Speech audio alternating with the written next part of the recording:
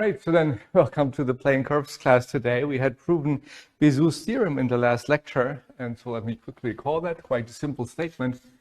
Well, the proof was a little bit longer.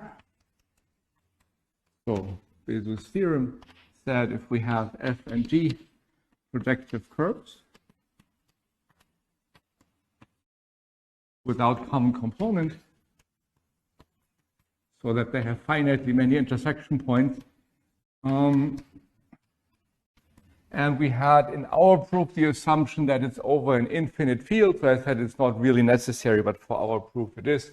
So I guess we won't really apply it in any other case for an infinite field. Put this in brackets. Then the statement is about how many intersection points we have, namely if we count them with the intersection multiplicities, so we sum over all intersection points of f intersect g, and then the intersection multiplicity mu p f g, then this is at most the product of the degrees of the two curves. So this is less than or equal degree of f times the degree of g. And we have, in fact, equality if the ground field is algebraically closed. Equality if K is algebraically closed. So that just finished the proof of that at the end of the last lecture.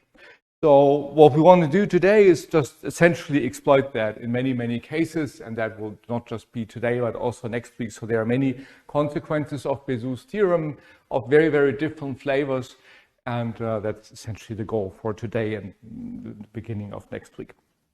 So first of all, but a couple of remarks, easy consequences. Is, of course, that means that the number of, oftentimes you don't really care about the intersection multiplicity, but as the intersection multiplicity is always at least one, in particular, that means, of course, that we have at most this number of intersection points. So in the situation of Bézout,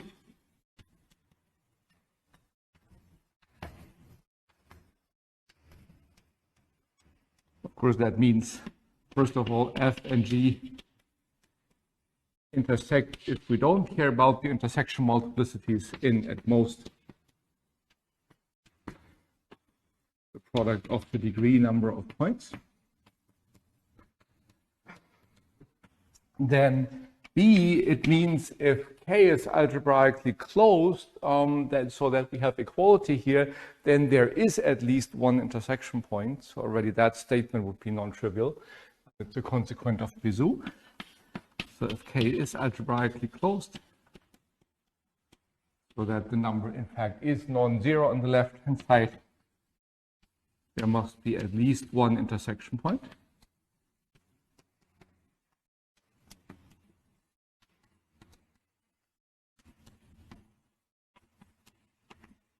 So in f intersect g.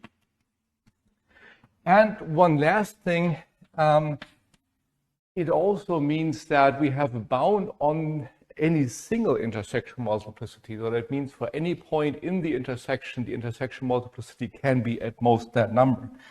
So for any p in f intersect g, we clearly have then that up of f and g is less than or equal to the product of the degrees. And that actually does have a consequence. I mean, if we go back a couple of weeks, well, we had an algorithm to compute the intersection multiplicity. We saw that it might be in the case that f and g do have a common component that we are stuck in an infinite loop. So that means if we start with arbitrary polynomials and don't really know whether they have a common component or not, and then start the algorithm and it doesn't seem to finish, it doesn't seem to stop, we don't really know when to stop and to say, well, now they must have a common component. And that is actually solved by this statement here. Right? We have a bound on the intersection multiplicity. And if we follow through the algorithm, that was, if you recall, we just get more and more contribution to the intersection number. And if you just take a couple of steps with the intersection multiplicity and you reach a number that is bigger than the product of the degrees, then you can actually stop and say, then it must be infinity, and then they have a common component. So in particular, in the algorithm for computing the intersection multiplicity,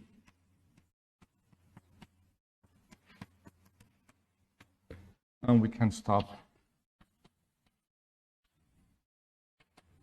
if the contributions that we get in the algorithm to the intersection number exceed this number. And so this means we really don't need the assumption. We don't need to check beforehand if F and G have a common component. We can just start the algorithm, and either it stops at some point, and we know that we have a finite number, then that they don't have a common component through the point, and then we know what the intersection multiplicity is, or if we go beyond this number, then we know they must have a common component. So that's just another remark.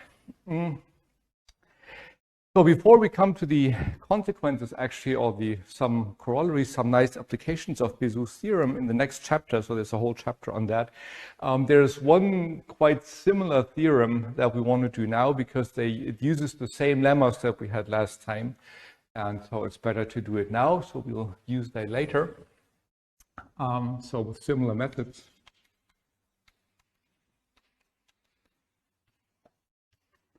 That we used for Bézout's theorem, we can show the following. And that's another theorem, which is usually called Noether's theorem, or Max Noether's theorem. So it's not Emmy Noether, but Max Noether.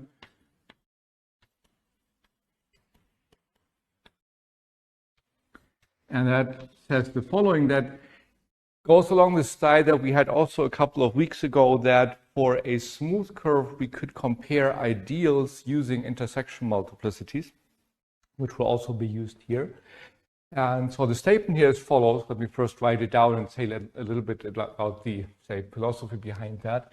So for that, we also need a smooth curve to start with over an algebraically closed field, so that this be F. And smooth is important here at this point. So that F be a smooth projective curve over an algebraically closed field.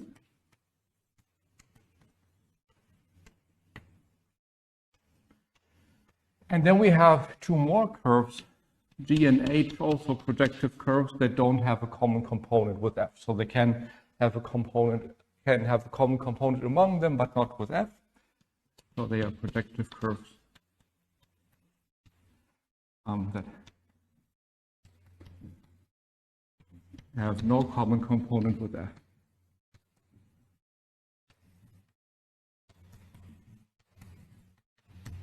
So then the statement is as follows. Then if the following holds, namely that the intersection multiplicity at every point between F and G is less than or equal the intersection multiplicity of F with H at every point. Where every point, of course, means, well, if P is not in the intersection of F with G, that's trivially true, because then this is 0. So in fact, you only have to check it for the intersection points of F with G.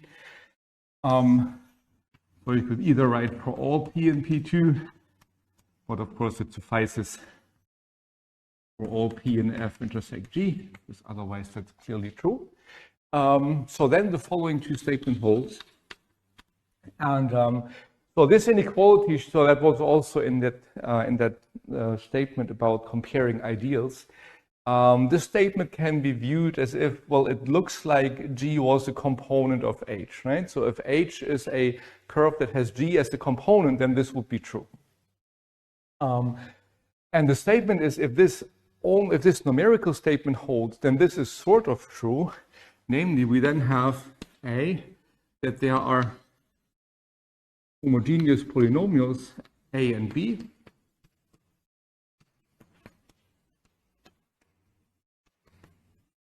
Let me call them capital A and B, capital B, of degrees, or whatever we need for the following equation to be true, and that will be the degree of H minus the degree of F, and the degree of H minus the degree of G, such that H is equal to AF plus BG. So we could read this as on the curve f equals 0. So if you consider this in polynomial ring modulo f, so that this is gone, h does actually have g as a component. So it's sort of like the moral statement: if a curve from the point of view of the intersection multiplicity looks like it's a component of another one, then it sort of is in that sense. The degrees are just so that this makes sense, right? So f, g, and h are all homogeneous polynomials, and these would be the degrees that you need for that. Well, and the consequence is of that, B is a trivial consequence of B, that the intersection multiplicity, so the remaining intersection multiplicity that's missing here from G to H, just comes from this B. Right? So it means that mu P of F with H is mu P of F with G plus mu P of F with B for all points. Right? So that's another way of saying that. So if we have part of the intersection multiplicity of f with h that comes from another curve G, then the remaining part also comes from a curve. So that's two ways of interpreting that. And so as I said, the statement here, the proof, it's not a corollary of Bézout, but it's a corollary of the lemmas that we had before Bézout. So that will also be quite quick to prove. Actually pretty much do both at the same time, or as I said, B is sort of a consequence of A already, so we have to check why this is true. And so there we just start remembering that we had already seen that this inequality here means, at least what we had it in the affine case, means that we have a corresponding inclusion of ideals. And that is what we want to start with. So we can first of all assume that we go to the affine curves. That means we want to make a coordinate change so that the line at infinity is not part of the curves and that no intersection point is part of that. So first we make a change of coordinates.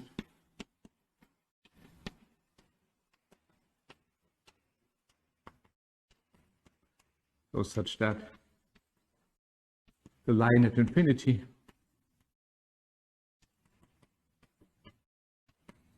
is not a component of the curve.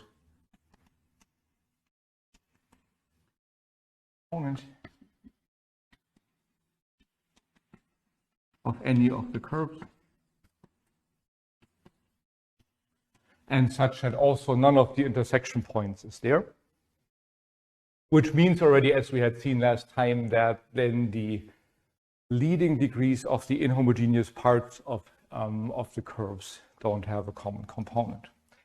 So, and that we need for f intersect g, in fact. So in order and the f intersect g doesn't contain any of these points. It doesn't contain a point at infinity. So that we already did for Bézout's theorem, so that allows us to pass to the affine case, because that means that if we pass to the inhomogeneous polynomials, so fi, gi, and hi, they would have the same degrees, so they don't split up this line at infinity, so they still have the degrees of f, g, and h.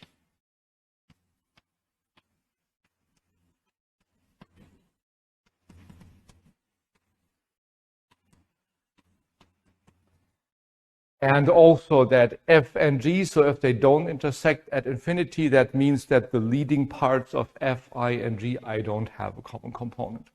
That is also the same as in the proof of Bézout's theorem. So fi, leading parts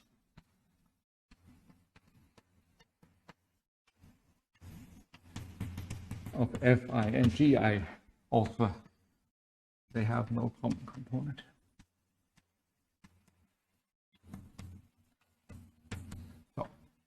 So this here is as in the proof of Bézout. So just to repeat quickly what was the reason for that. So any common component of f of the leading part is, so the leading part of the inhomogeneous polynomials are just the zeros of that are the points at infinity. That's one way of computing the points that we add for the projective closure. And if they have no points in common at the point, if they don't have a point at infinity, then there is no common component. Right? So that's a one-to-one translation of that statement. And that is also something that we had in the proof of Bezout last time. So we can pass then to the affine case here. And in the affine case, we had exactly this one proposition saying that this inequality translates in the local ring into an inclusion of ideals. So by just call this maybe by the lemma on comparing ideals by intersection multiplicities. On comparing ideals intersection multiplicities.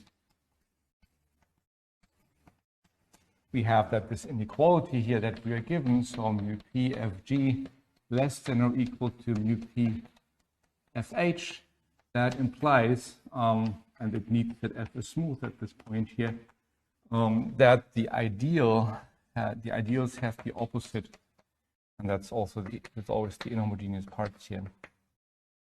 After the affine curve, that fh is contained in fi vi that way in the local ring. So in OP.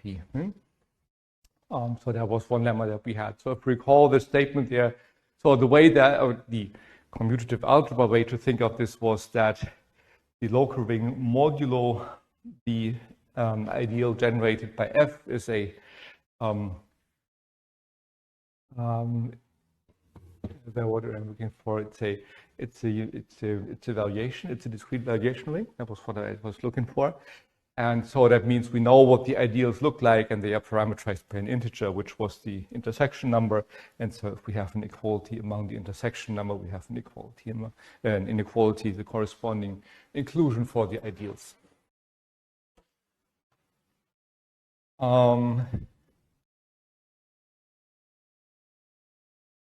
So in particular, of course, that means that hi lives inside the ideal generated by f and g.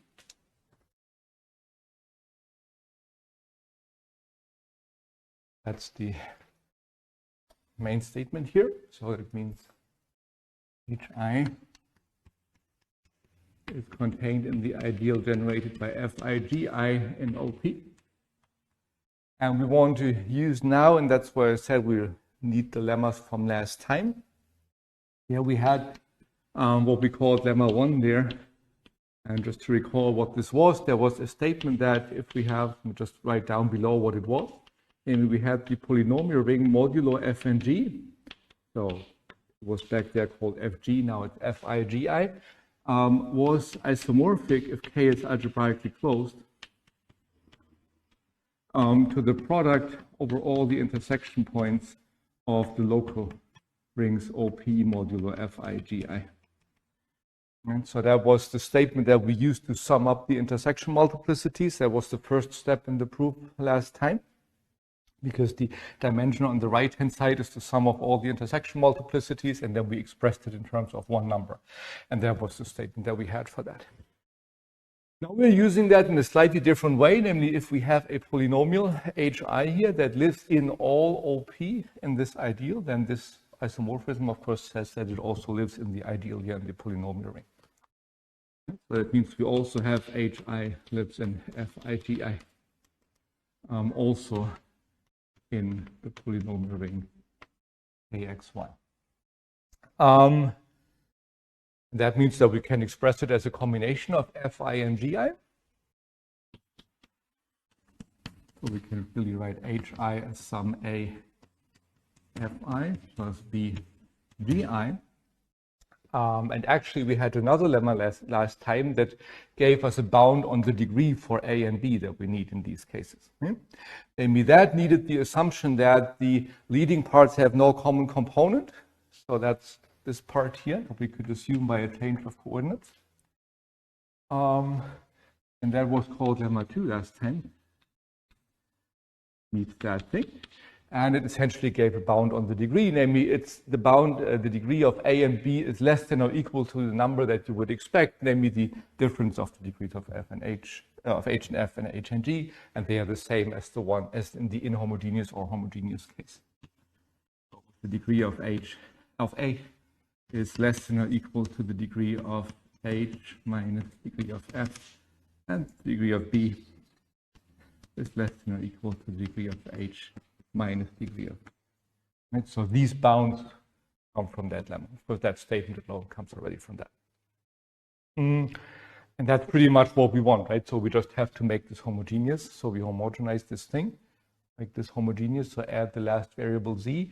Now, none of the curves have z as a component, so actually when we homogenize that, we do get back h, so we didn't lose any z factor or anything. And then we homogenize this and that, but we don't know anything about a and b, so that means that there might be factors of z that we have to add here to make this, to make the degree match. But that's no problem, that we would just put into the capital H. So we homogenize this to get h back. And then we have here, so h homogenized times f plus b homogenized times g. And then we might have to add some, I'll put this back here, some z to the power of something, and this something is just the degree that we need, right? So that means the degree of h minus the degree of f minus the degree of a times f, right? So that's just the power that we need to make this homogeneous of the same degree. And in many cases, this will just be 0, but it needn't be in the general case. So then plus b homogeneous times z, and then thing. So degree of h minus degree of g minus degree of b, that times c, right? And whatever this is, this here we call a, capital A. This we call capital B. Right? So the thing from here to here is just passing to the homogeneous polynomials. And that is exactly what we want, right? So that was statement A.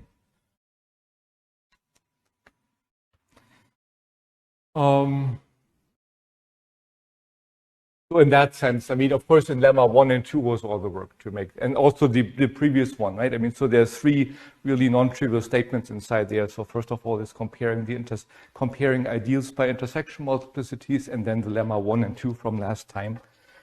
So even if this looks quite short now, this is quite a deep theorem, actually.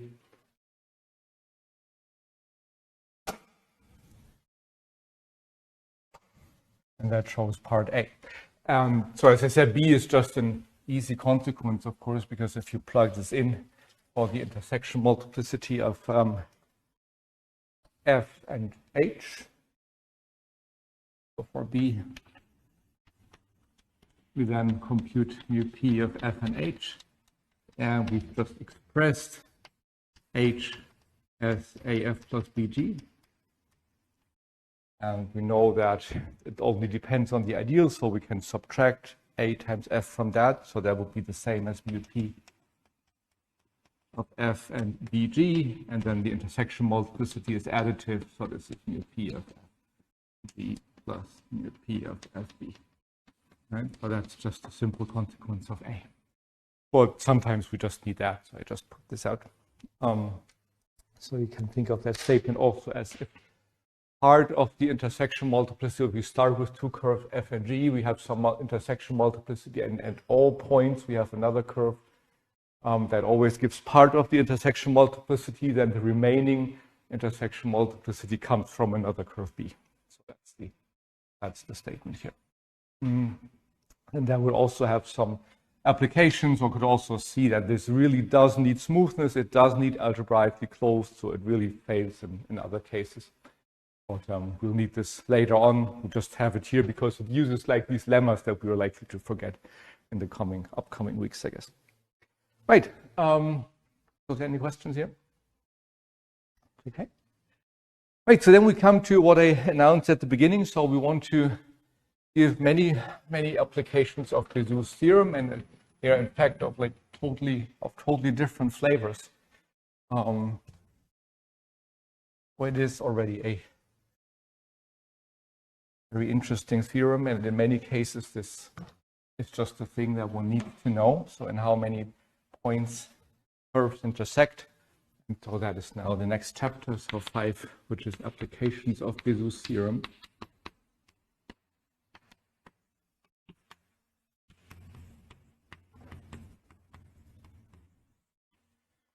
And so let's just start. So as I say, there's not really much to motivate. I mean, it is applications altogether, and they are very different kinds. So let's start with one. So let's call this proposition, but I mean everything is pretty much a corollary here in this chapter, is that we have a nice criterion for irreducibility of polynomials. Namely, the statement is quite simply that over an algebraically closed field, any smooth curve is irreducible.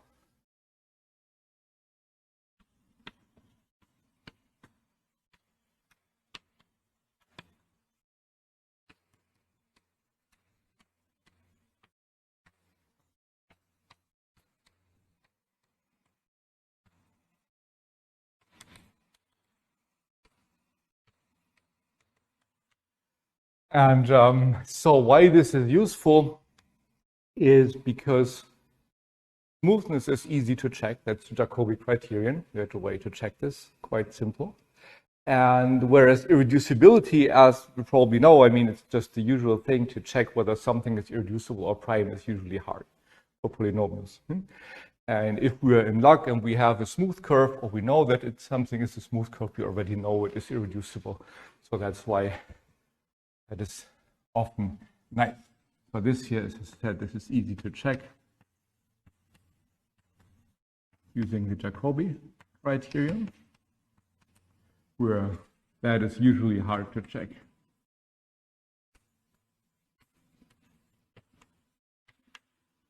So that's why this is clearly nice. And the proof is actually here is really simple, namely to just say it in one word. So if it was reducible, it had two components, then the two components would meet in a point by Bézout. So we only need this very simple part of that. So in particular, over an algebraically closed field, they do intersect in a point. And if two components meet in a point, that will be a singular point. So that's the idea of the proof. So write down to assume, so let's say, assume f is reducible, so we can write this as fg times h, so that it was reducible. Then by Bézout, g and h would intersect in a point that needs k algebraically closed. The intersection multiplicity is a non-zero number, so there must be a point where they intersect. G intersect h is non-empty, i.e. there is a point E in G intersect H, but that point, if we now consider the multiplicity of that point on F, so which we call MP of F, then we know this is additive here, so this is MPG plus MPH, but the point sits on both curves, so both are at least 1.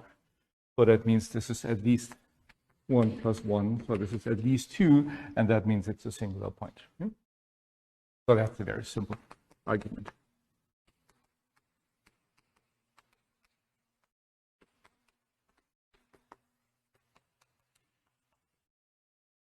That should also be clear from the intuition, right? So if you have a point that sits on two components, so we have a point P that sits on a component G and sits on a component H, like this, and F is both together, then that's obviously single. But we have already shown this exactly. So that's a very, very simple first thing that we could do. So for that, we wouldn't need an own chapter, I guess.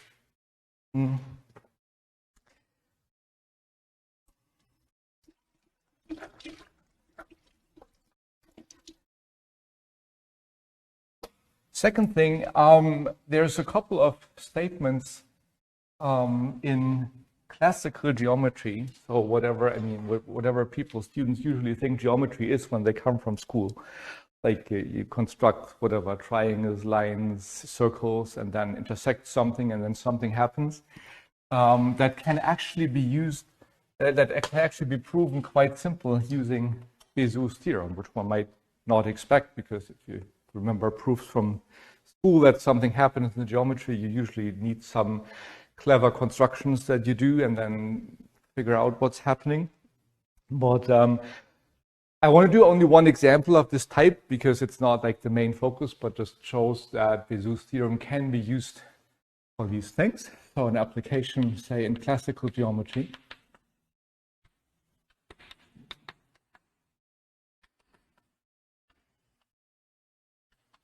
Like non-algebraic geometry is the following. So it's a proposition which is usually called Pascal's theorem. And so in our language, it will be the following. So we start with an irreducible conic projective that has infinitely many points. So that's probably the weakest assumption that we can use here. So let f be an irreducible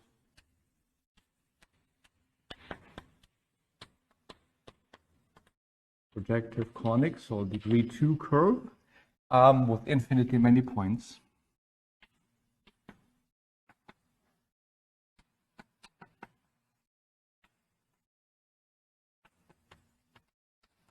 So, of course, infinitely many points would be satisfied if you're over an algebraically closed field. In classical geometry, one would probably think about a circle or something, right? So a circle, an ellipse, or something that's the zero locus of a quadratic equation, and it has infinitely many points. So let me just put this here. So, for example, over an algebraically closed field, of course, then it does have infinitely many points, or over R, an ellipse or a circle.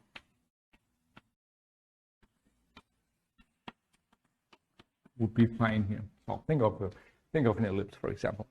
So what we do is that we take 6 points on that thing, distinct points, P1 up to P6.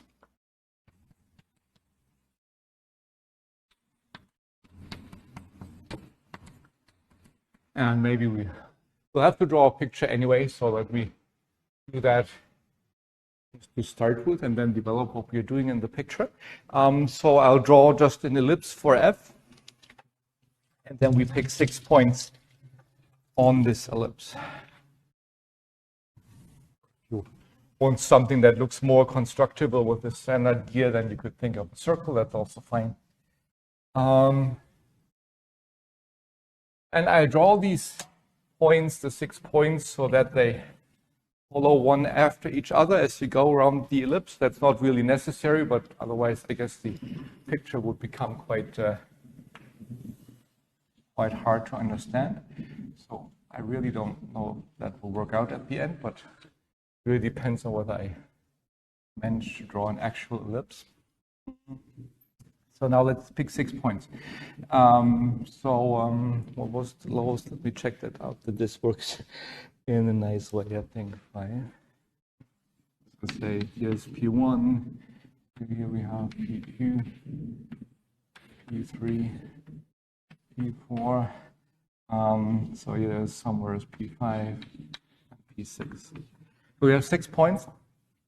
And you can think of these 6 points as they determine a hexagon that's inscribed there. Right? So you can take the lines here from P1 to P2, P3, P4, P5, and then back P1. Right? So they are the boundary points, the vertices of a hexagon.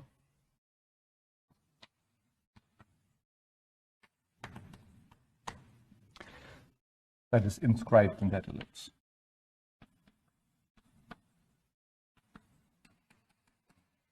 So what we do now, and that's one of these classic constructions that you always do, so you take these lines and you take opposite lines of the hexagon and see where they intersect. They will all have intersection points. Well, they don't seem to have. So let me already start moving one of those points. P2 here.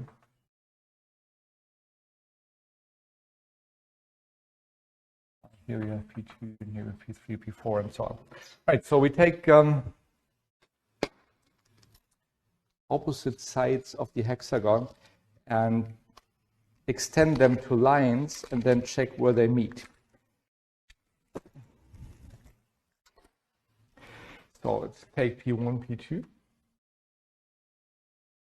And that will go here, and the opposite side is P4, P5.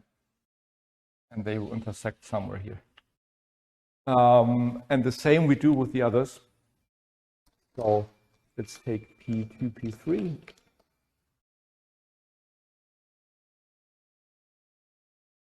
And the opposite side is P5, P6.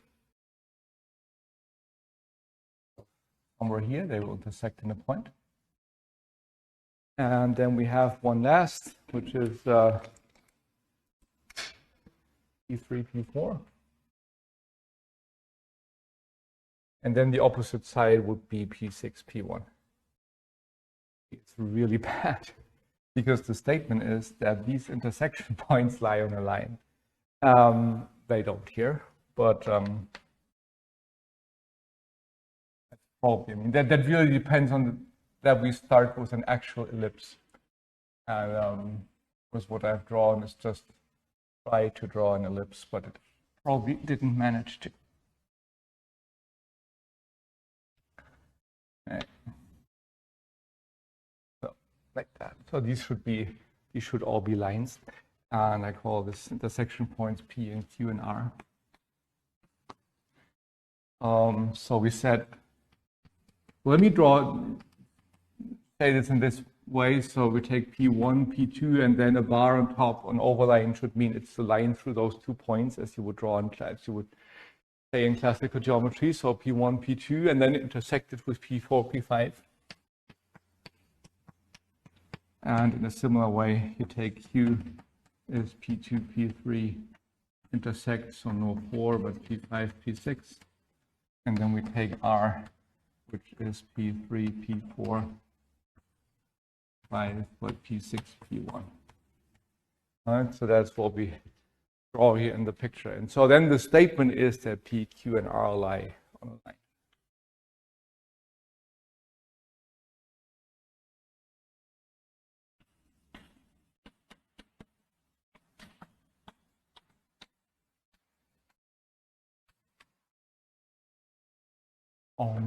And that can be proven with classical methods. I mean, if you construct enough, well, helping constructions, then I mean, you've probably seen proofs like that.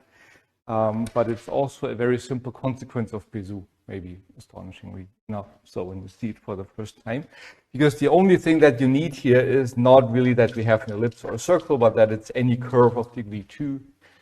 That is fine for that.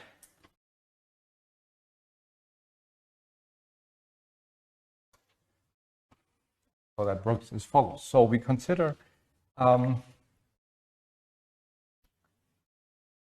curves, two additional curves, namely 2 cubics. The proof. So set, and we call this G1 and G2. So these will just be curves in our notation. And these will be one line of each color. Namely for G1, I take P1, P2, and together with or whatever do I take, P3, P4, and then P5, P6.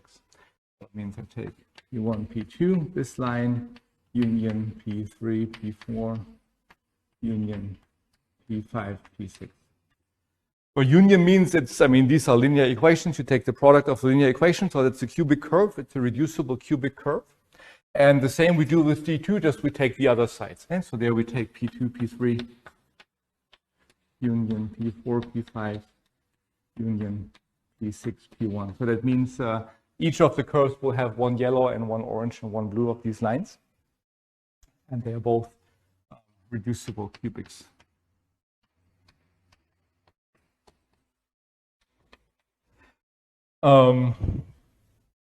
There's already a Bezout thing going on, for example, because if you intersect those two, so G1 intersect with G2, they will intersect in all the points that are on the board, right? P1 up to P6 and P, Q, and R. And that's 9 points, but that's, I mean, it's after all 3 lines each, right? So that's not too surprising. So what we want to do now is we want to form, and that's something that's hard to do in classical geometry. We want to form a linear combination of these two curves such that another randomly chosen point on F lies on that. So this is F here, of course. I mean, that's the curve. So we pick any other point here on that thing. So that's pretty much, we call this F. That's pretty much the only part where we need that we have infinitely many points. That there is just another point. So we choose a point S on F, which is not any of the others. So distinct from all those P1 up to P6. And then I claim choose lambda 1 and lambda 2 over the, or I mean, it's over K. I mean, we draw a real picture, but not necessarily that we are over R. So lambda 1 and 2 over the ground field, not both 0, such that lambda 1 and then G1 of P plus lambda 2, G2 of P is 0. So that's clearly possible because G1 of P and G1 of, no, not T, S, so the new point. That is clearly possible because G1 of S and G2 of S are just two numbers, right? So that means it's one homogeneous linear equation for two variables, and that has a solution. Right? So it's just an equation here for in K. These are any two numbers and one equation, and one linear equation, two variables has a solution, a non-zero solution. So we find that and set G as a curve as lambda 1 G1 plus lambda 2 G2. It's not clear what this curve looks like. Right? I mean, that's not really a classical geometric construction. I mean, we can do this in algebraic geometry. We just add these two cubic polynomials, but that will clearly, I mean, usually not be a reducible curve anymore. That's probably just any smooth irreducible cubic. And what's the main point about that? Well, now by construction, S lies on that curve. Right? But the points P1 up to P6 also lie on that curve because they lie on G1 and on G2. So then G, and in fact also F. So then F and G intersect at least in, well, the 6 given points, of course. I mean, all the 6 points lie on F, and they lie on G, because they lie on G1 and on G2. And also S, because S was a point on F, and we've chosen these coefficients so that S is also on the curve G. So that means we have two curves, and the degree of F is 2, and the degree of G is 3, and they intersect in 7 points. And then Bezout says that it's impossible unless one is a component of the other, so unless they share a common component. So i.e. in 7 points, and 7 is bigger than the product of degrees. So Bezout says they must have a common component.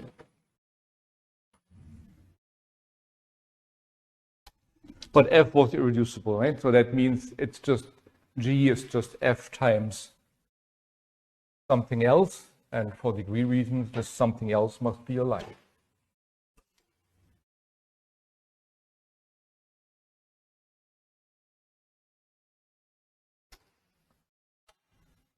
Means it follows by Bezout.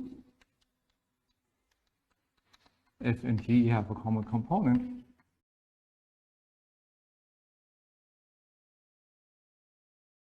Which means now if F is irreducible, by assumption that G is F times something else, let me just call it L because it's a line. or linear.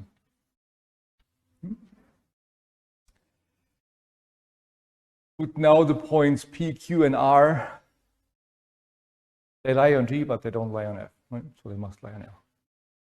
So we can, in that sense, we can actually even construct the line, well, construct in this algebraic sense. So as B contains P, Q, and R, but F does not,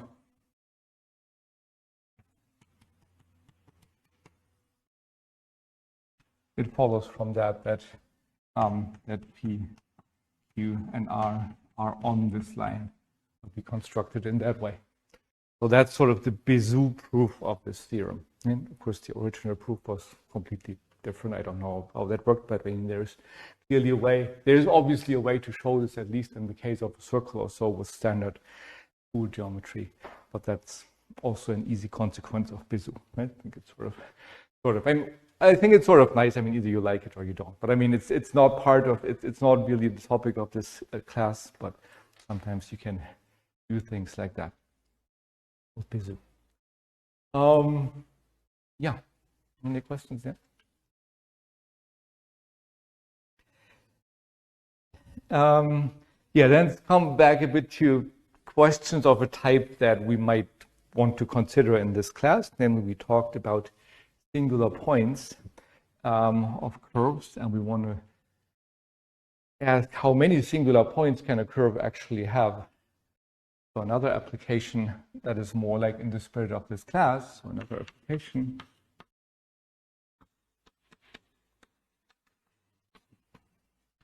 is how many singular points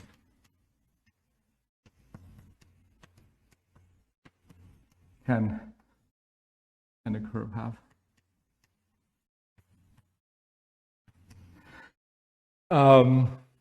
Is there a bound on that? And let's start maybe with an example.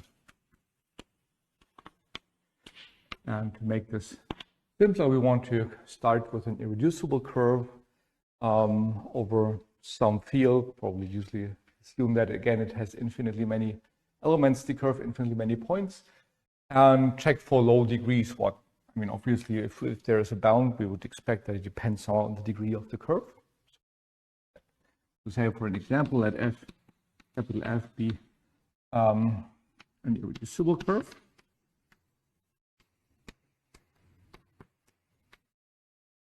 Say again, I don't think we need it here, but let me already say this with infinitely many points.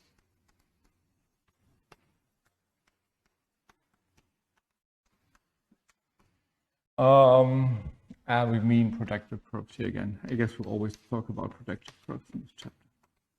But this be an irreducible projective curve. And check for the first low degrees. I guess it's very simple if the degree is 1, right? So if the degree is 1, then we have a line. And the line has no singular points, right? A line is just a line. So if the degree of f is 1, then f is a line. And this has no singular points. Right, so I guess that's quite clear.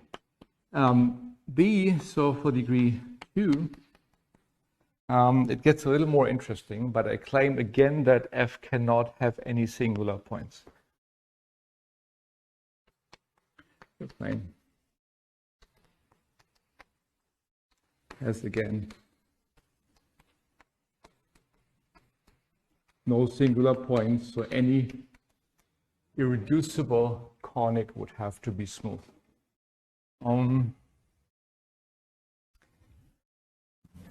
Why is that? It's again an application of Bézout, because assume there was a singular point, maybe P. Then what we can do is we pick any other point on the curve, call this Q, and take the line through P and Q. Then this line will intersect the conic in at least P and Q, but at P, as this is a singular point of F, the intersection multiplicity will be at least 2. And at Q, of course, it's at least 1. So that means the total intersection multiplicity is at least 3, which is too much. which would mean that the line is a component of f, but f is irreducible, so that doesn't work. So that's the argument. Write this down. So assume otherwise.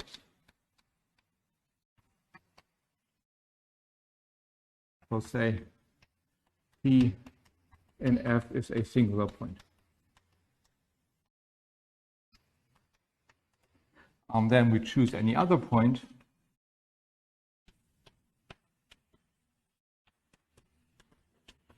Q and F. So for this, we actually only need a second point, not necessarily infinitely many points, but in the thing that we do afterwards, it's better to have it that way. So choose any other point Q and F and set L to be the line through P and Q. Well then, F intersects L, of course, at least in these 2 points, namely in P, with intersection multiplicity F and L at least 2, because F is a singular point, P is singular on F. So then the intersection multiplicity must be at least 2, and also Q with intersection multiplicity at least 1. So that means the sum of the intersection multiplicities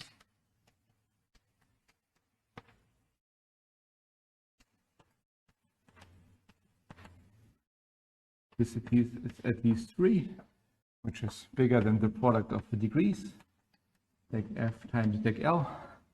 And so this means by Bezout that F and L must have a common component.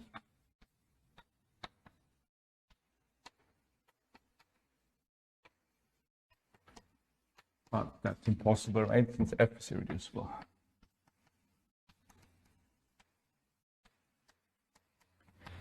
Actually, if F was not assumed to be irreducible, then it would be okay, right? Then F could just be a union of 2 lines that has a singular point. So it really, like, the irreducibility really is important for that. And in fact, one can get bounds also for the number of singular points without the assumption on irreducibility, then you just get a slightly different number. So we just here take, for simplicity, the irreducible case.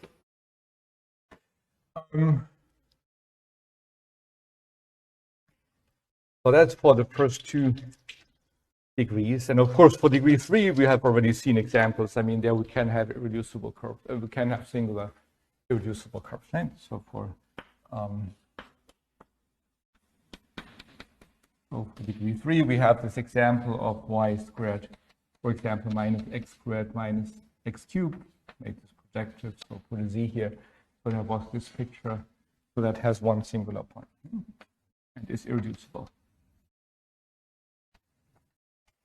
We just don't know if we might be able to have more than 1 point, but there clearly will be a singular curve then for degree 3.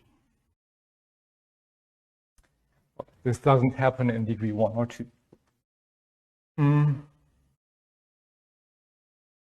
So we want to prove now a statement for arbitrary degree curves, and that will give a bound on the number of singular points.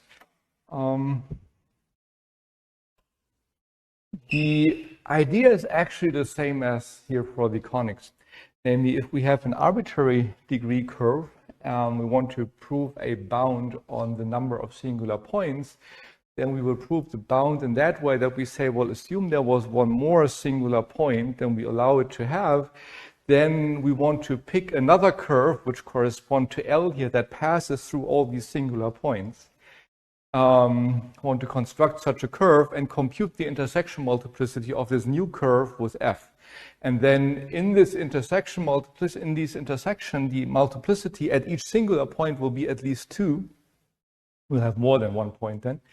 And we add this up, and if we pick the numbers in the right way, then this number will be bigger than the Bezout number and the number of intersection points allowed, which will again mean that the curves would have to have a common component, which is impossible if it's irreducible.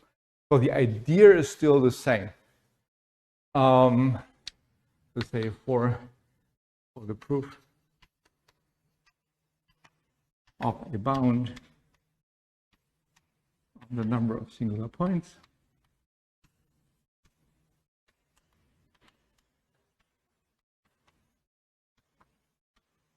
for arbitrary degree of the curves,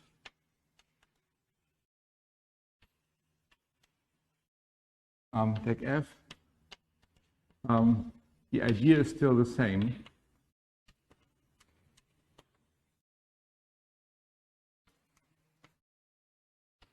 And so I'll just repeat it again. So say for example, we want to show that a cubic has at most one singular point. It will turn out to be true. So the idea is, I guess here I can really say it, we could really do it again in the same style. So assume a cubic had more than one singular point, say it had two at least. Then we take a line through the 2 points. Then we compute the intersection multiplicity. It's at least 2 at both of the points because they're both singular. So we would have a sum of intersection multiplicities at least 4, but that's a cubic with a line that can have only 3. And so there must be a common component. It doesn't work, so there can be only one singular point. Right? So that's the same idea. And for arbitrary degree, we cannot make do with a line as the curve L here, but we need an arbitrary curve of higher degree. And for that, we first need a statement when we can actually find a curve through a given number of points. So a generalization of the statement that we used here, and that you all know, that there's one line through 2 points. So what about higher degree curves? So if I specify a number of points, will I find a curve of a certain degree through these points? And that's what we have to do first. That's an auxiliary lemma to start with here. And that's actually quite simple. So the statement is as follows. So let d be a natural number, I guess greater than 0. And the statement is then through any, so the number that we can get here is d, what is it, d plus 2, choose 2 minus 1. So that's the number of points, and through any of this number of points in P2, there will be a curve of degree d that passes through all of them. There is a projective curve. There's a projective curve of degree d. And I hope, so for lines, it will reduce to the well-known statement. So if d is 1, then this is 3, choose 2, that's 3 minus 1, it's 2. So in particular, for d equals 1, it will tell you there's one line through 2 points. And so if we have degree 2 curve, then you would have here 4, choose 2, which is 6 minus 1, which is 5. So that means for any 5 points, there will be a conic. That's the statement. And that will be needed in the proof of that idea later on.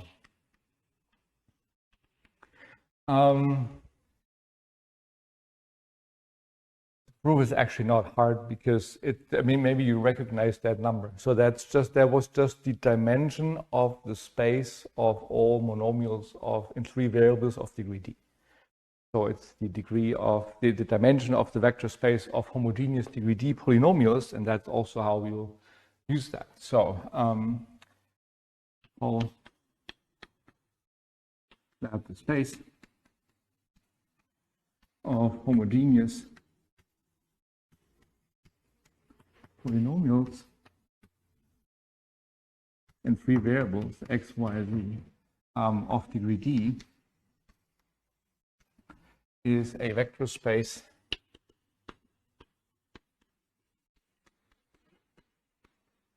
of dimension,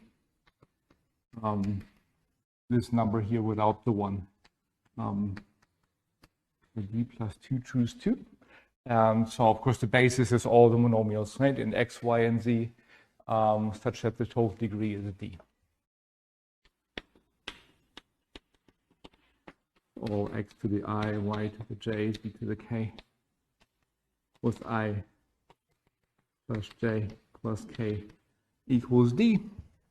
And correspondingly, so this vector space, of course, will then be isomorphic to k to this number. Let's call this n here. N is d plus 2. Or maybe call this number n here.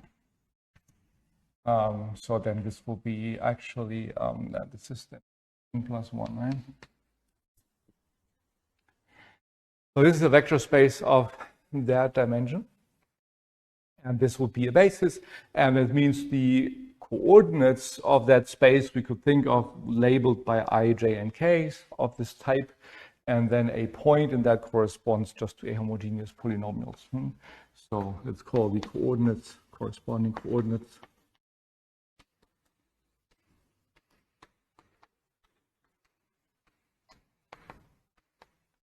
All this I, A, J, K. And so that we have the corresponding point or corresponding polynomial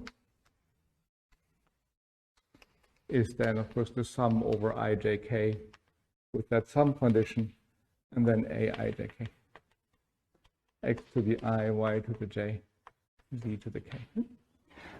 We had seen this already once where we saw that the space of all degree d curves, projective degree d curves, is a projective space because we had defined a curve as just a non-zero polynomial modulo scalars, and then we had say what the space of all homogeneous polynomials is such a vector space, and then take out the zero on modulo scalars gives a projective space. So there we have this argument already.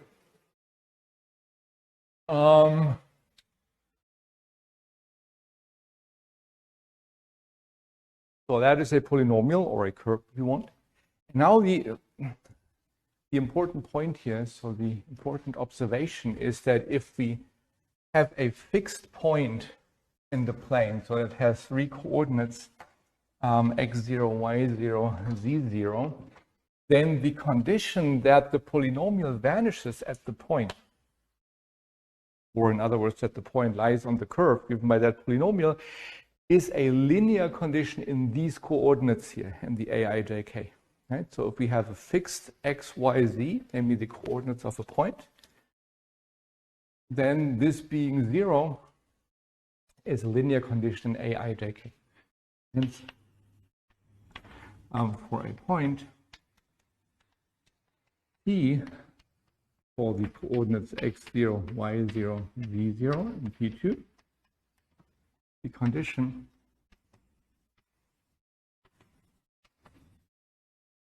that the curve, I'm going to say this again, so write this down again, so the curve sum aijk, x, I, y to the j, z to the k, passes through P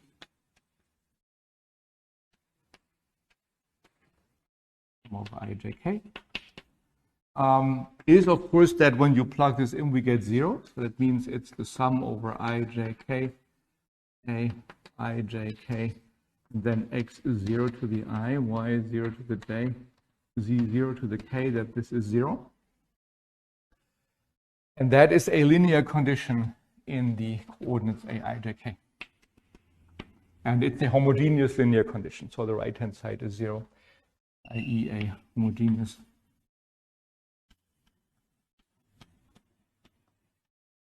linear condition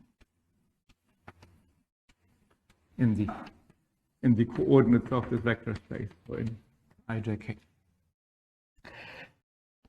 And that, of course, means now if we have 1 point less than the dimension of the vector spaces, then we get homogeneous linear conditions, but fewer than the dimension of the vector spaces, and a linear system of equations which is homogeneous and has fewer equations than variables always has a non-trivial solution.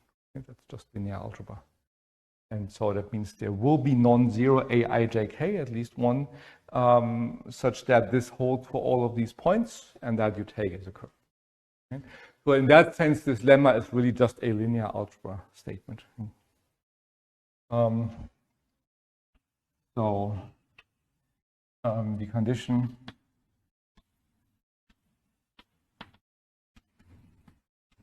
at all endpoints I am on the curve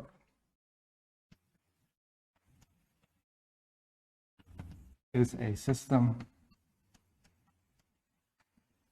of n homogeneous linear equations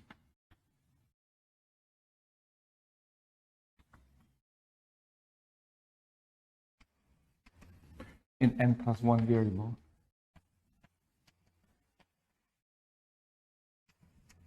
Namely in these variables ai, jk, and this clearly by linear algebra has a non-trivial solution.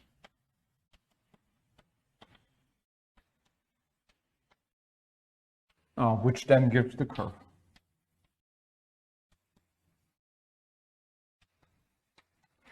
Gives a curve through these points.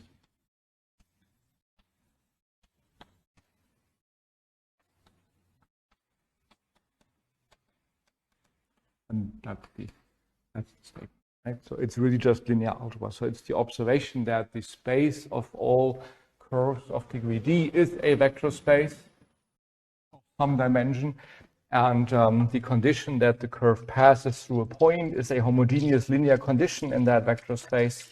And so as long as you impose fewer conditions than the dimension of the vector space is, you will have a non-trivial solution, which will be a curve that passes through all these points.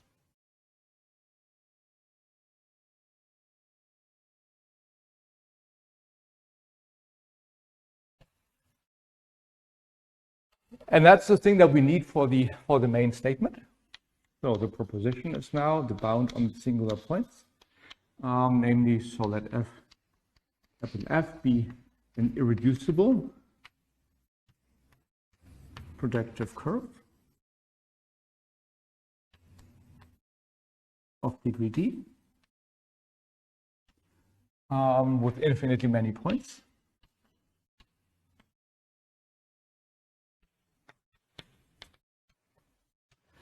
And so then the statement is then F has at most, so the number that will turn out to be the result is d minus 1 choose 2, this number of singular points.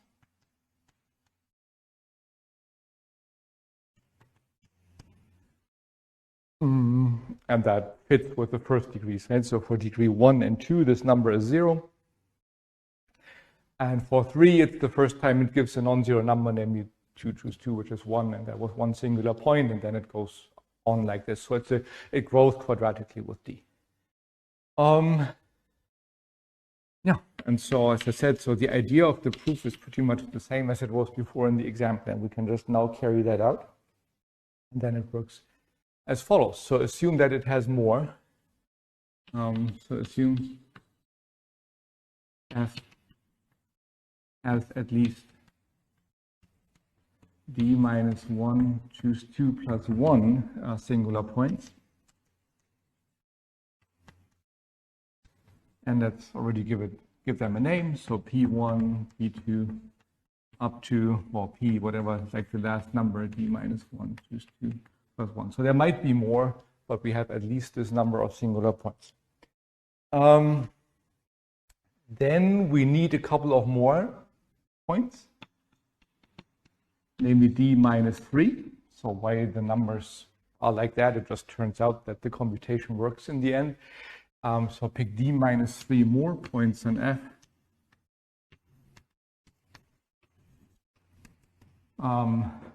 Which we call Q1 up to Q d minus 3. So picture, we have a couple of singular points. Maybe like this, draw them as nodes. So we have here P1, here P2, here P3, and a certain number of them that we assume. And then we pick a couple of more points, Q, which can be anywhere.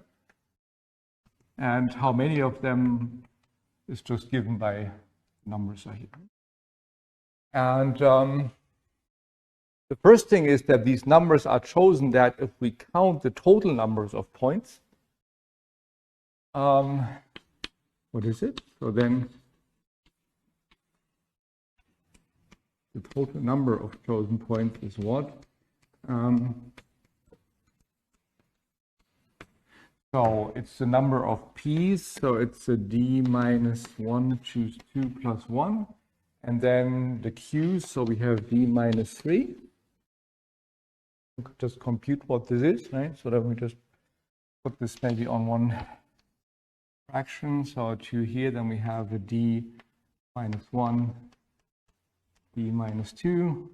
is a plus d minus 2. What this number is, we expand it on top, so that will give us a d squared minus 3d plus 2.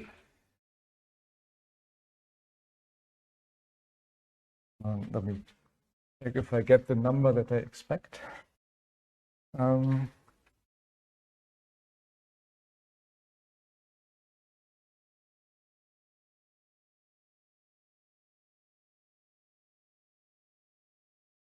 So that should be here on top, d squared minus 3d plus 2. And then plus d minus 2. Then over 2. And that I could write as a so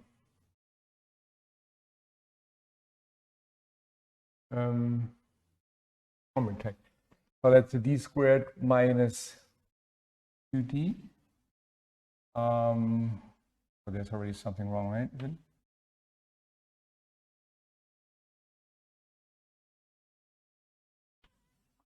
Over 2, that's not what I expected. So is it d minus 1? I wanted to get a d minus 1. Oh yeah, I put it on top, right? So it's a 2d minus 4. Yeah, right. 2d minus 4, like this. Yeah. And so then we have a d squared minus d and a minus 2, like this. And that I can write as a binomial coefficient, right? That's a d choose 2 and then a minus 1. And so that is a number of the type that we just had in the lemma before. In the lemma before, we had d plus 2 choose 2 minus 1. And here we have a d choose 2 minus 1. That means we can apply the lemma for d minus 2. And that means by the lemma, we'll find a curve of degree d minus 2. So by the lemma, there is now a curve. Call this g. I mean, it's no longer a line, so it's called as g of degree d minus 2 for all these points.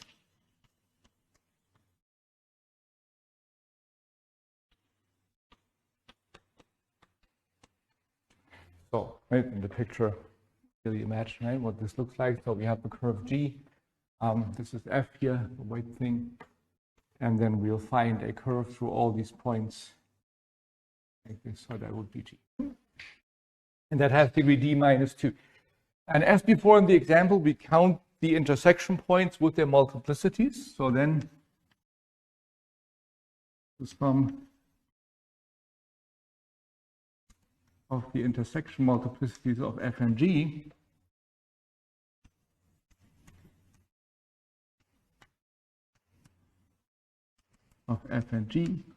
is, well, at least what we can see already,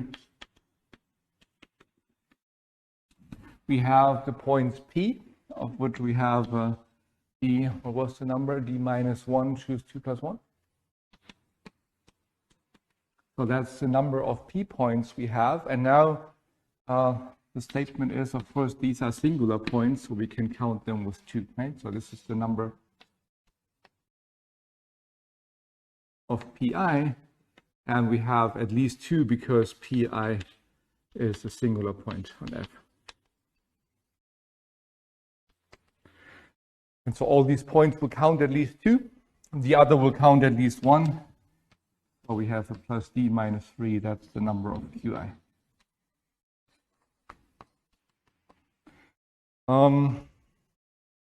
We can compute what that number is.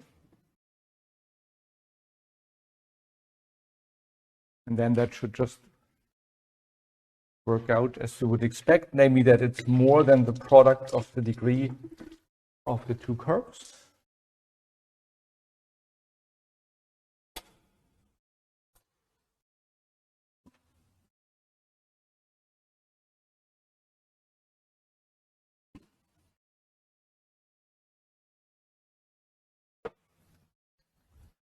Oh, what is it? So twice that gives then a d minus 1 here, then plus 2, no, let's not forget the 2, plus d minus 3. And that is a d squared minus d plus d minus 1. So that's a d times, again, seems to be something. So is it d minus 1 choose 2? Yeah, it's d minus 1 choose 2, not d choose 2. Minus 1 choose 2 is d minus 1, d minus 2. So let's try this again. So it's d squared minus 3d plus 2 plus d minus 1. And that's a d squared minus 2d 1.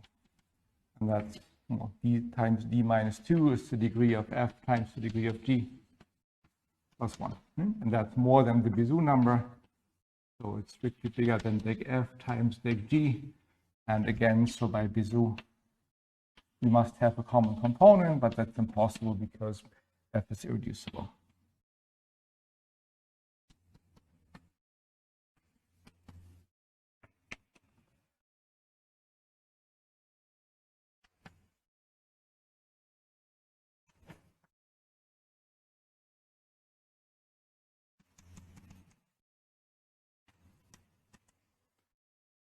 And so that means the idea of the proof is really the same as before, where we had one line for cubics, for example, or for degree 2 curves, and it just works with higher degree curves. And that gives us a bound. So in particular, it means like for degree 3 curves, it's really, we can have at most one singular point, and then for I guess for 4, the next number would be 3. I guess you could have 3 singular points and so on. Right? It goes somewhat quadratically. Yeah, so that's another application asking about singular points of curves, how many we can have.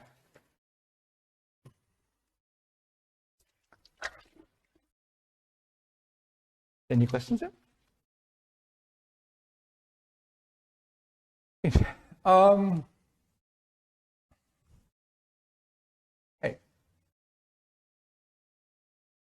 Yet another question, which again is of a different type, can be solved with, can be answered with Bezout, is the question about the topology of curves.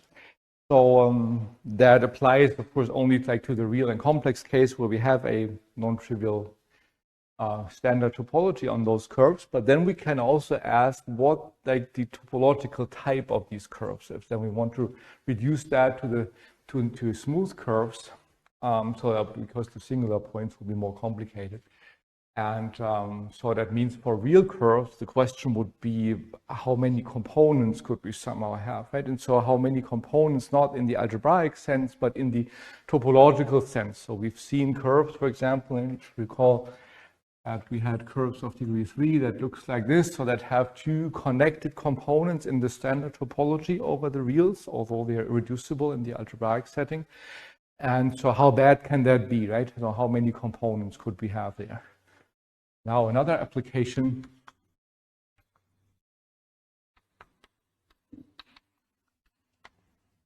is over R or C. What is the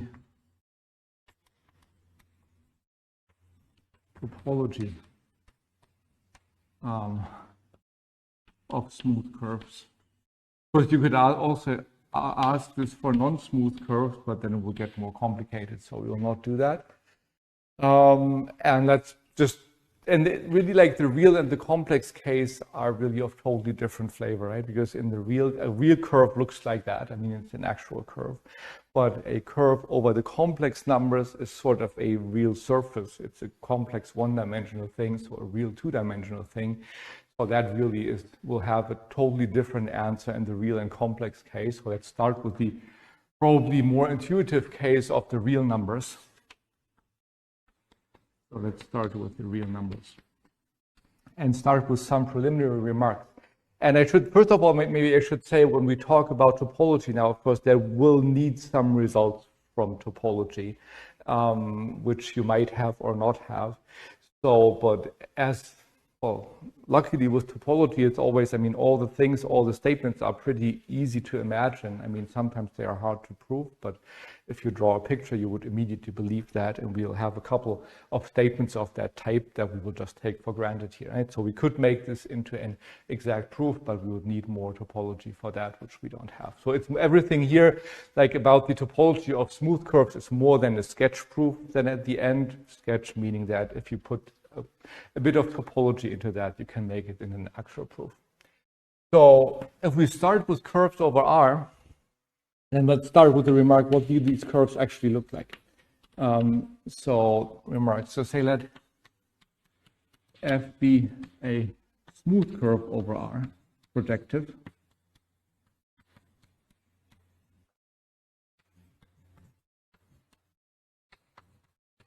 Then what does it look like topologically? Of course, it will be then the set of points is in the projective, in the real projective plane.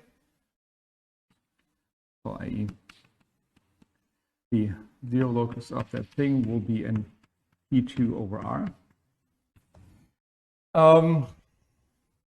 What does it look like? So first of all, let's have a look at the smoothness condition. So we saw already when we had the smoothness condition and the Jacobi criterion that this condition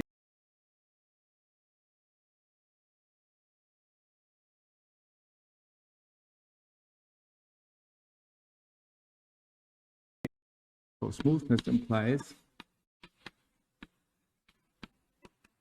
so for example, by the Jacobi, which condition, which is the same as what we get from the implicit function theorem, that the curve, which I always mean now the set of points, so i.e. its set of points, is locally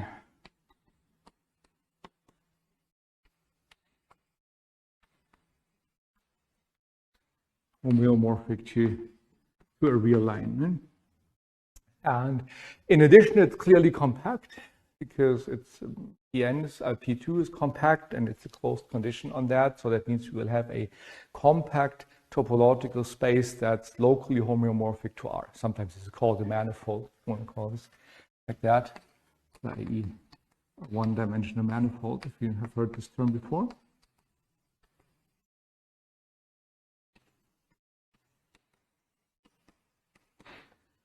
So in addition, it will be compact, and compact one-dimensional real manifolds are quite easy to classify. That is one of these statements where I say, I mean, to prove this in topology, it will need some work, but I guess it should be sort of intuitively clear that if you have a space that at every point looks like a real line, but it's compact, then it will essentially be a union of circles in some sense. Union meaning disjoint union of circles. In addition, this thing V of F is compact. And it means that V of F is, as a topological space, is a disjoint union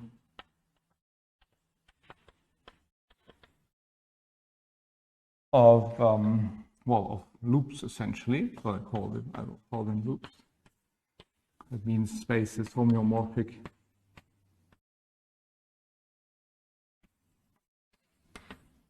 to a circle. So it means a curve might look like this, right? Or we can have two inside each other, something like that, right? So everything, every space, every topological space that is locally just a real line, has nothing like crossings or something like that, and looks like that, and it needn't be connected, so it can have a number of components, but it's also compact, so it cannot end anywhere. So it must look like this. So it has a certain number of disjoint union of loops. That's the type of that curve, the topological type, the homeomorphism type of the curve. And we would just ask how many of these loops can we have in a curve. That's the obvious question that one wants to answer then. So the question is, how many loops can we have?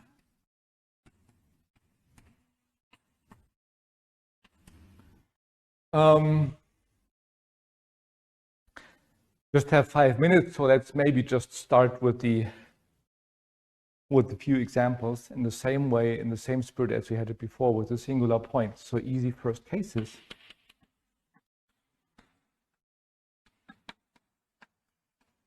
Are as follows. So let's start with degree 1.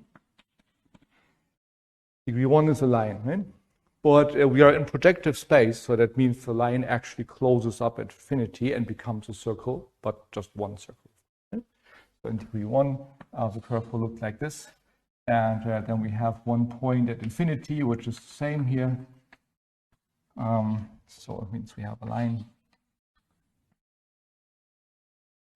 with one point at infinity. And that means we have one loop. Always, right? No matter what the line is. So let's go to degree 2. There we actually also had seen what these curves look like. If we have a smooth curve, the curve of degree 2, there's a couple of types that they can be. I mean, right, the standard sort of classification for conics over the reals. It can be an ellipse or a parabola or a hyperbola. But we had seen already that all these cases after closing up in projective space will all become a circle. So in degree 2, we might have something like, we'll say an ellipse in the affine part, and it looks like that, or a parabola, it looks like this, or a hyperbola,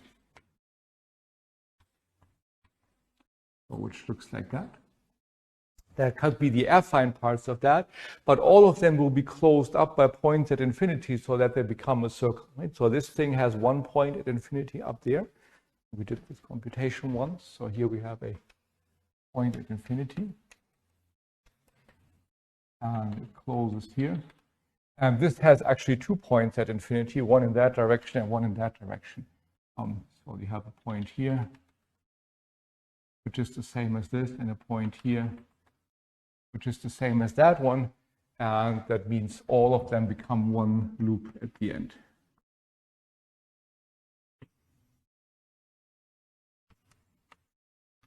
So again, also in the degree 2 case, we have one loop only, no matter what the curve is, as long as it's smooth. Right? That will not stay that way, and I guess we've seen examples already. I've drawn an example there on the right hand on the board. For degree 3, there are examples of curves. So we have already seen an example.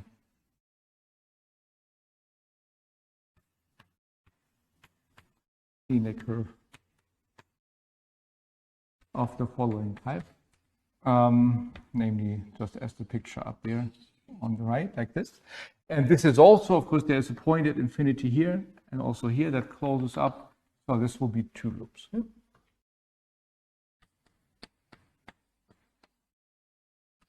So for higher degrees, there might be a higher number of loops. But in fact, we'll see there's also curves of degree 3 that have only one loop. So the number is not uniquely determined, but at least the number will be bigger than 1.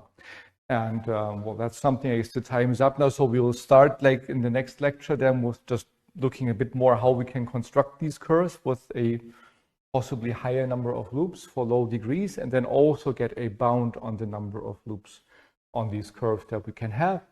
And in fact, as one might already guess from these results, I mean, the number that we get in the end is very similar to the number that we get for the number of singular points. And also the proof is very similar to the proof that we have only a certain number of singular points. But of course, the type of result is completely different, right? So once we talk about singular points, and here we talk about loops of real curves, so that's totally different questions, but they are still very much related. So that's why we do this next. Yeah, but so that's then, I guess, again, enough for today. And then we start here and show the corresponding statement. Okay.